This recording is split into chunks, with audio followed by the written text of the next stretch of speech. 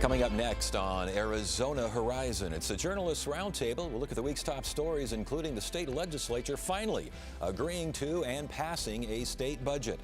The Journalists Roundtable is next on Arizona Horizon. Arizona Horizon is made possible by contributions from the Friends of Arizona PBS, members of your public television station.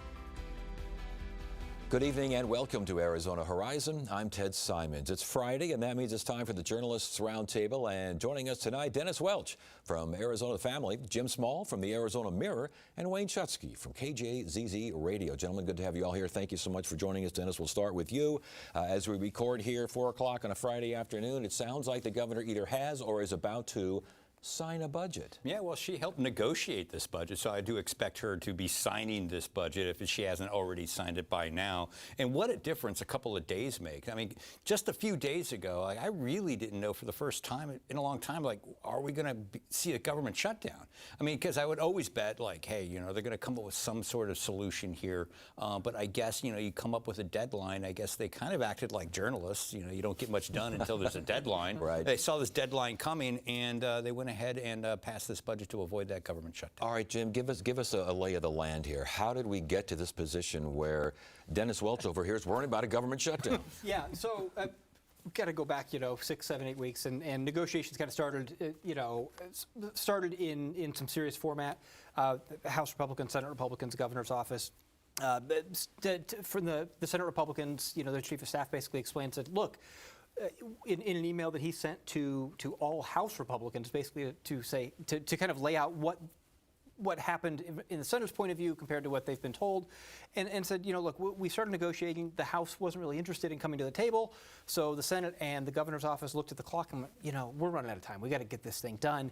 So they started having some pretty intense negotiations. The House resisted kind of coming on board, was never really seriously involved, and at that point, the Senate and the governor really came up with the framework. So we've got the spending plan. We're going to start pushing it forward. Went to the House and said, hey, do you guys have any requests? Do you want anything in here? They incorporated some stuff from the House. And essentially the House decided we're going to do our own thing. We're just going to pass our own budget. We don't like what they're doing. And that kind of really, I think, sparked this showdown that we had. And so the House ultimately passed 2 budgets. They passed a full year budget, and then they passed a continuation budget, which essentially just kind of holds funding steady. Both of those, once they got through the chambers, the Senate yesterday or a couple days ago went ahead and just passed them and said, all right, we're going to send them to the governor. The governor said she's going to veto them. Within 20 minutes, I think the governor rejected them, sent them back to the legislature. And that, I think, was really the thing that precipitated this final deal happening, which essentially was the House took up the Senate budget that had already been passed, made a couple of small changes, and negotiated a couple of really minor changes in there to sort of save face to get this thing out there. And then they passed that last night. And today, the Senate, Friday morning, the Senate picked it up, passed it, and the governor is now going to sign it. What, the House leadership, what is the thinking there? Was it to shame the governor? Was it to shame the Senate? Was it just to waste time? What was the thinking? The vibe I got is they felt disrespected by the process. House Speaker Steve Montenegro said he kind of felt like even when he was invited to the table, kind of the general terms were dictated to him, and he said that's not how it's supposed to work. We're an equal part of this negotiation. And so I think everyone kind of got heated, got angry. That's where we got the 2 budgets that Jim mentioned, which really the only difference between the first budget the House passed and what we got, it was like $300 million in spending. Now the specifics were different, but like $300 million out of a $17.6 billion budget. But allowing those 2 budgets to get passed in the Senate, go to the governor, even if it was all perfunctory, I think helped everyone save a little face, take the temperatures down, lets the governor consider all 3 budgets, and then sign the one that she helped negotiate. Yeah, and I think it comes down to some personalities, too, and communication between the 2 chambers. I was talking to somebody on the way over here, a lawmaker, who says that, Republican who believes the animosity between, Republicans in the House and the Senate may be as much as the animosity between Republican lawmakers and the governor at this point.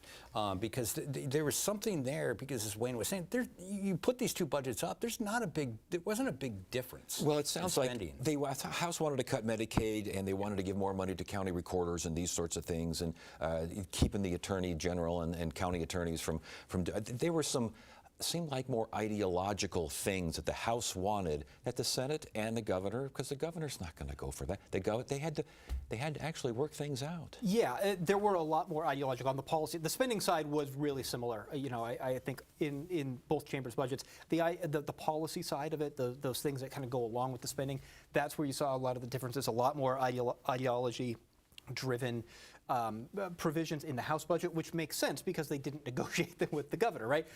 So that's how they ended up in there, and it was trying to get the votes in that House, and that House caucus is extremely conservative. The Freedom Caucus gained members in the last election, and ultimately it was really, I think, kind of about trying to appease those Freedom Caucus members, and I think that's even what the purpose of those vetoes served, is really driving home the point that, look, this idea that you guys want to do, all these things you want to do aren't going to pass muster with the governor's office. And sometimes legislators, especially rank and file ones who are, really agitating for some, a stronger position or more negotiating leverage, sometimes they really need to have those vetoes happen. I mean, we've seen this in past years where Republicans will send up a budget.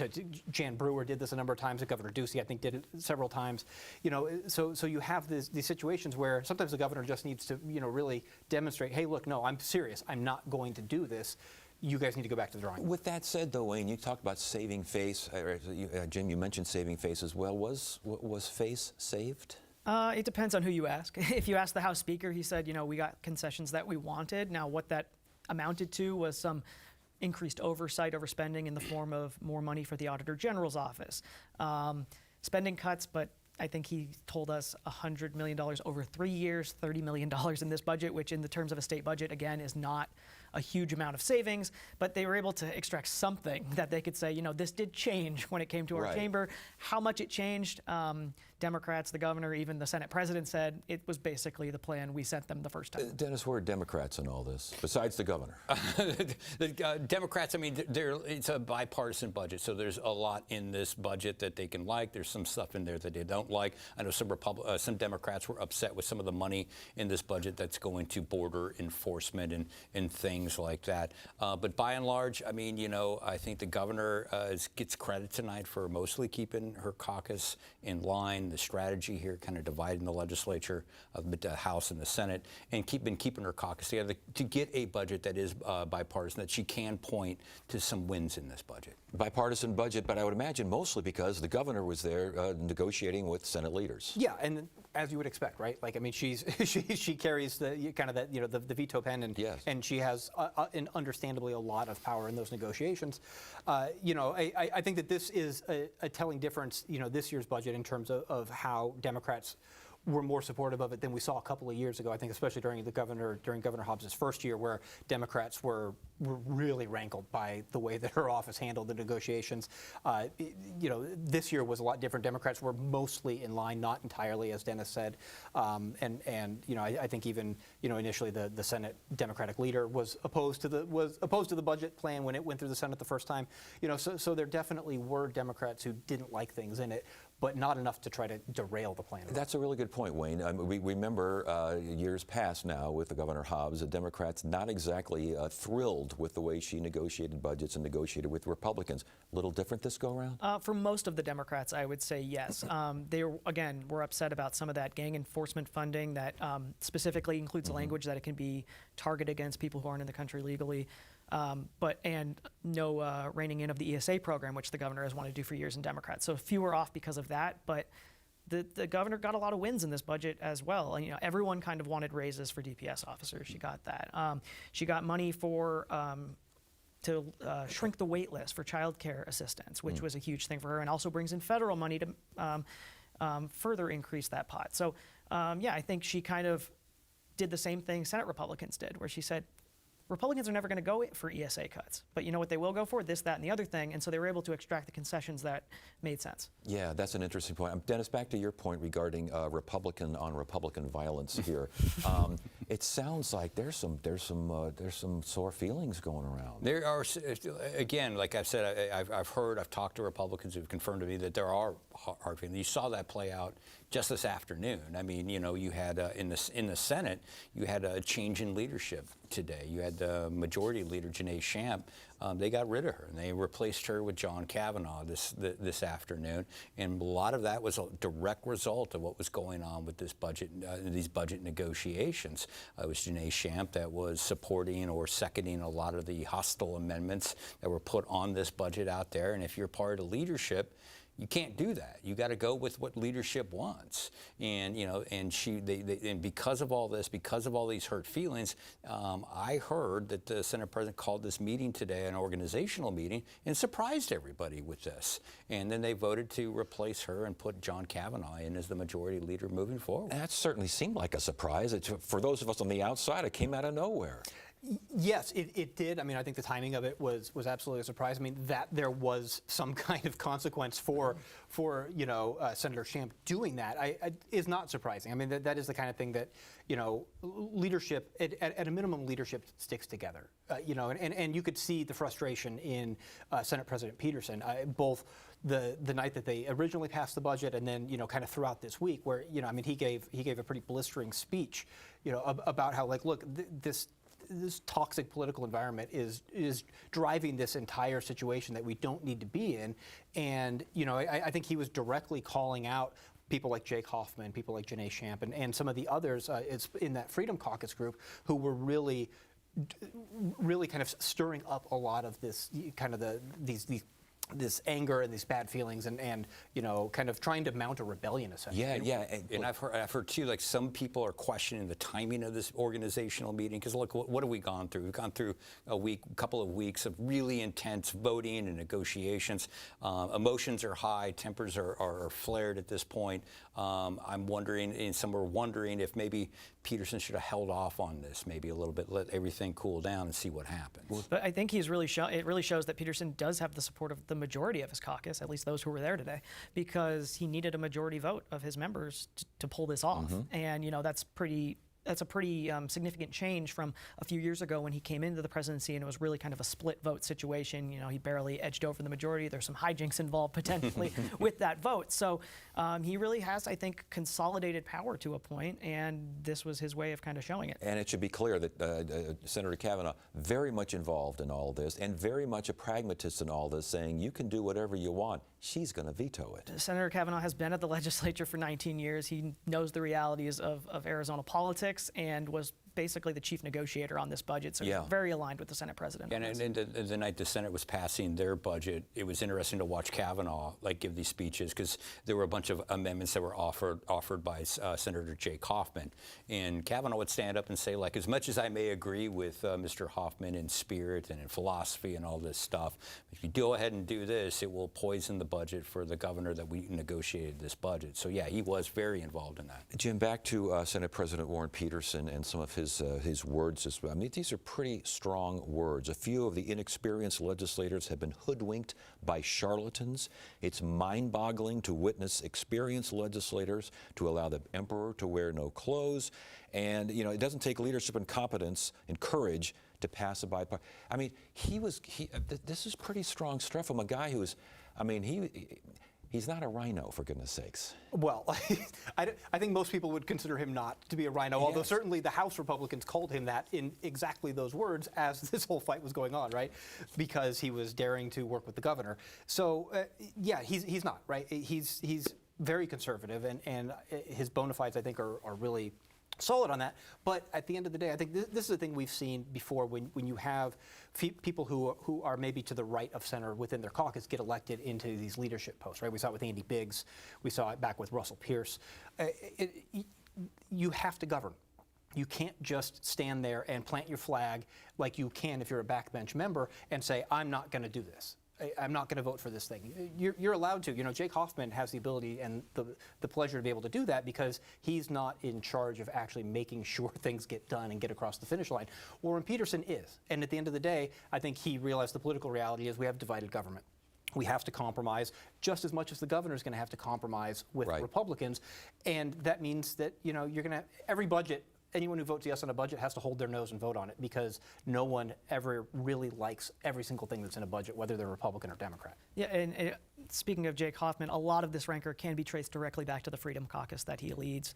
He openly came out and said he worked with House leadership to tank the Senate budget back when all this drama first started. Now, obviously, that wasn't successful, but the amendments that he was trying to introduce on the Senate side were the same amendments that his Freedom Caucus members were trying to introduce on the House side, the things like Medicaid cuts, cuts to SNAP, reining in the power of the Attorney General, who happens to be a Democrat right now, who brought a case against Jake Hoffman. So, as Jim said, they have the pleasure of being so-called ideologically pure, as they like to see it, and just fighting for everything they want, and it's all or nothing. But Senate President doesn't have that luxury. And I was just going to say, what's going to be interesting too, particularly in the Senate, is how moving forward, because they still got to work together next year, and these kind of hurt feelings. And yes, there is one caucus, there's a Republican Democratic caucus, but within those caucuses are factions.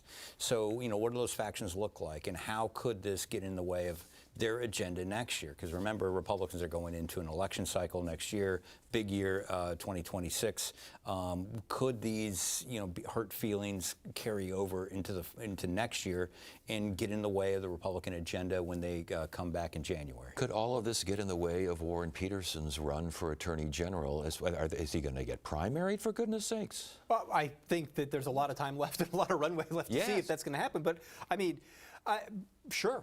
I mean, I would be shocked if he was the only, main, kind of mainstream Republican candidate to be in that field. Would it be from the right?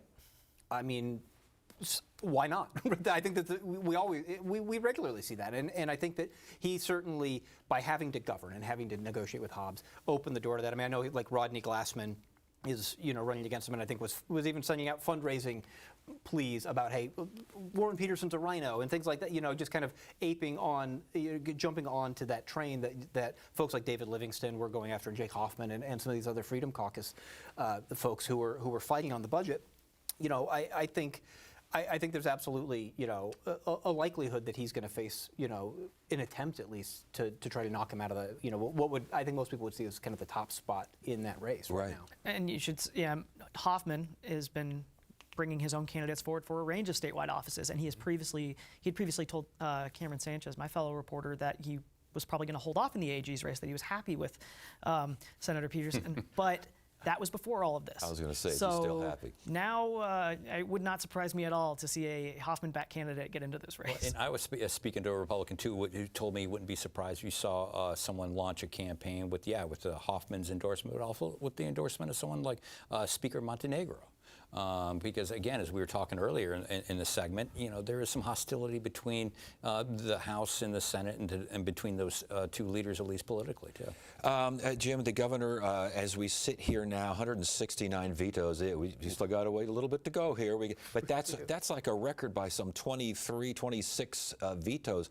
Well, she's really gone to town, huh? She has, and it's amazing how much you can pad your stats when you veto two budgets on the same day. Yes. It was 28 bills, I think, yes, that got vetoed in one day. So obviously that's a big deal, and those bills were always destined to be vetoed if they landed on her desk, and sure enough, she followed through on it. But it really is, I know that first year when we were all watching the conflict between Republicans and the Democratic governor and counting the vetoes, and we're all really tracking it. This year felt like it kind of snuck up certainly on me. I think maybe 6 weeks ago, I happened to look at that number. I was like, oh my goodness, like she is right on the cusp. She's like maybe 10 behind. We're going to get there again this year, and sure enough, here we are. Republicans are saying it shows a lack of communication with the legislature. It shows a lack of unwillingness to work with the legislature. Does that have traction? Well, I asked the governor about this as she was sneaking up on it, because it hit me kind of the same way, and we ended up doing a story about this, and she basically said, well, you'll have to ask them why they keep sending me the same stuff that I've vetoed before.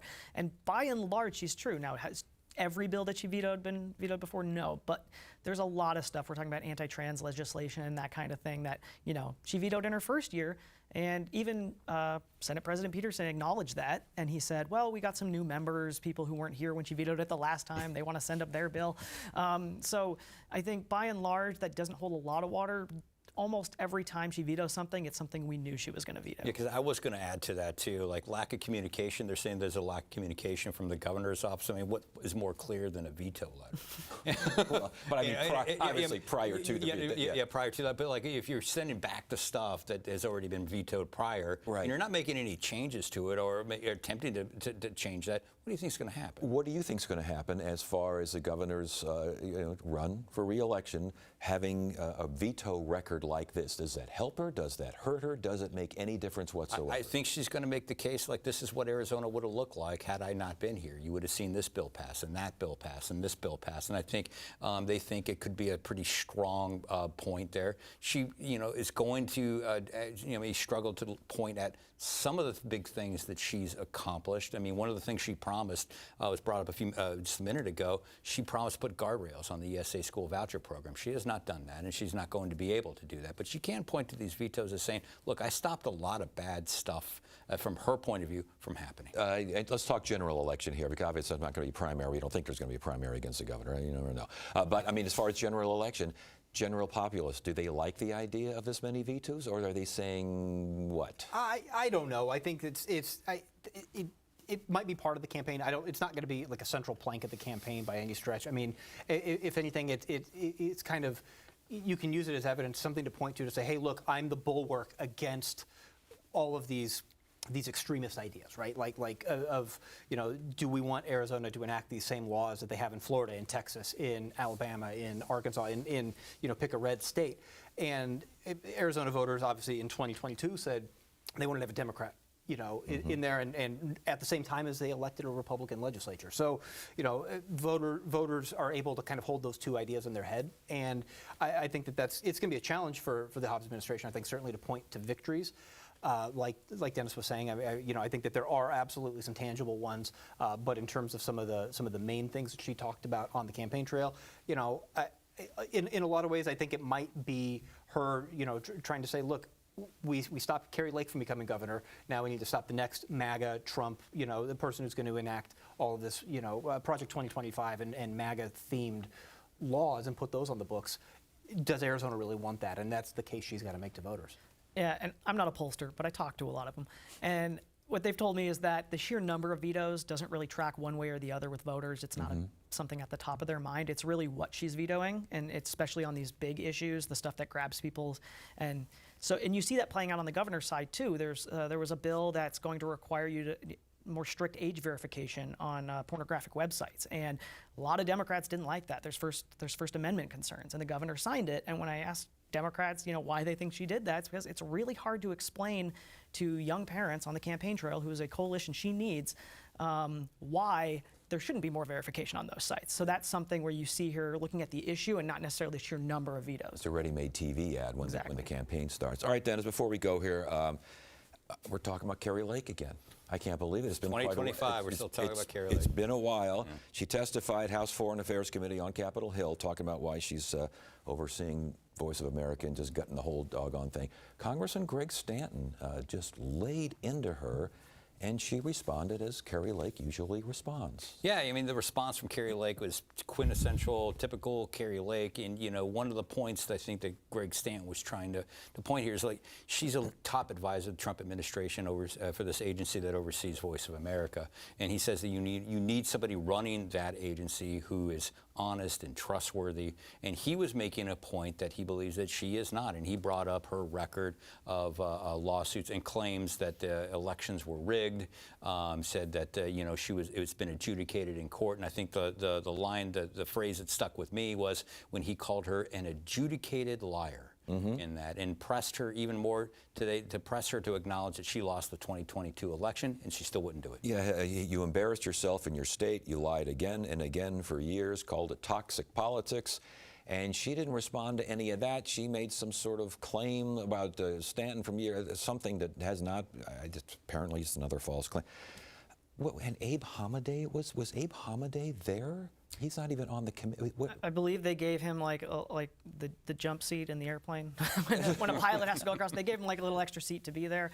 Not sure why he was there, other than, he's obviously a Lake ally and a ally of President Trump. But yeah, she rather than respond with any sort of factual claim, as us in the media are well familiar with when we ask her questions. She redirected to, she sorted claims about the past, what have you, that I'd rather not repeat here. But all that goes to say is she, again, did not answer the question that she lost the 2022 election and decided to engage in theatrics. Yeah, and basically she said that, I believe she said that she thought Stan's questions were insane or crazy, and that she made some quip about how she wished that she could get retain the past 5 minutes of her life back, during that hearing and whatnot. But the key thing there is she didn't answer some of the more pointed questions. Right. Several pointed questions to Kari Lake. She did not answer them at all. Yeah, I think just you could have gone a long way just responding to what he was saying. You don't. I don't know. That would be me. Is this a surprise? Was this a surprise at all? Is there any sense that Kari Lake has changed in any way? No to all of those, right? Yes. No, I mean, she responded to pointed questions with ad hominem attacks, right? That's pretty much the playbook we've been seeing from her for the past 3-4 years. Not a surprise, even a little bit. What do you think, Wayne? I was not surprised in the least when I saw all the press releases and tweets and things come across my desk. Like Jim said, I covered many press conferences of hers over 2 campaigns, and that's the way she responds to any question that she perceives as critical of her or her opinions. It becomes an attack on the media, it becomes an attack on Democrats, it becomes an attack on whoever is posing that question. Yeah, I mean, no change there. I mean, we've all interviewed Kari Lake. You've interviewed Kari Lake, and that's the kind of the tactic it is if you ask her that pointed question that she doesn't want to answer, she's just going to go on the offensive there. No big surprise what we saw there. And we always got to remember with those kinds of situations, there's always the audience of one. She is playing to one person, and that is Donald Trump. Well, we have a bigger audience than one, and I hope they all enjoy the conversation. Good to have you guys all here. That's it for now. I'm Ted Simons. Thank you so much for joining us. You have a great weekend.